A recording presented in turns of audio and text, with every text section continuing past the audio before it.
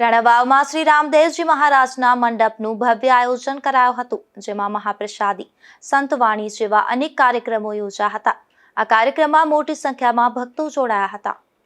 વાલ્મીકી સમાજ રાણાવાવ તથા રૂખી રામદાસ સત્સંગ મંડળ દ્વારા આયોજિત અને સમસ્ત રાણાવાવ ગામના સહયોગથી શ્રી રામદેવજી મહારાજના મંડપનું તારીખ 27 માર્ચથી 29 માર્ચ સુધી એમ 3 દિવસનું આયોજન કરવામાં આવ્યું હતું। આ આયોજન રામેશ્વર બાપુની તપોભૂમિ એવી જાંબુવંતીની ગુફા ખાતે કરવામાં આવ્યું હતું, જ્યાં 3 દિવસ સુધી અવિરત ભોજન પ્રસાદી ચાલુ રાખવામાં આવી હતી, જેમાં મોટી સંખ્યામાં લોકોએ પ્રસાદીનો લાભ લીધો હતો અને દર્શન કર્યા હતા।